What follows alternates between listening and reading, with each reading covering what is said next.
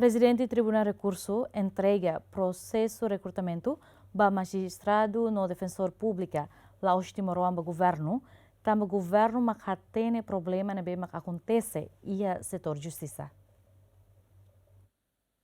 Foi na Comissão ao Parlamento Nacional que trata assuntos constitucionais na Justiça, discute proposta lei número Lima para sexta, segunda alteração da Hulu, lei número ida para Rua São Hito, loron sanul anual fulanzaneiro, com a regime transitório recrutamento magistrado no defensor público, lá os Timoroan, o rebelde exerce função plena nesse juiz, procurador no defensor e a tribunal. Mas a proposta lei moço pro no contra, a sociedade civil no Parlamento Nacional também considera lei fodal para magistrado no defensor público internacional Sira. O presidente do Tribunal Recurso, órgão ideia com a competência raci, no enhira a proposta lei sai na lei, governo e a competência atual o recrutamento para magistrado no defensor público Sira também governo macatene com o problema de bem que acontece no setor de justiça. Nem bateria nem de uma vez que sai lei e depois está cumprir, será que é lei.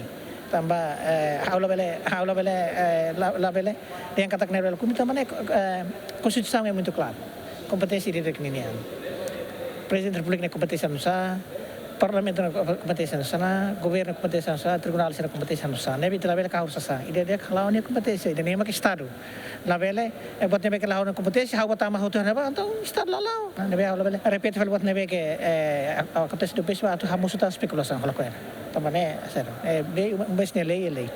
Foi na lei de Olindo Santos la concorda a proposta lei número São Lima para sexta segunda alteração da Hulu lei número ida para Rua São Reto loron sanul resinual fulanzaneiro com a regime transitório recrutamento magistrado no defensor público lá os Timoroan o de Bele exerce função plena nessa juiz, procurador, defensor e a tribunal, também tal causa da soberania timor-leste no discriminação da cidadão timoroan, mas bem cidadão ne proposta lei ne passa ona e a Parlamento Nacional não sai ona nessa lei. Antes de nós fratelin crítica proposta lei recrutamento magistrado no defensor público, também foi impacto negativo para funcionamento do sistema judicial e a relaram. José Mendes, Lamberto da Silva, GMN.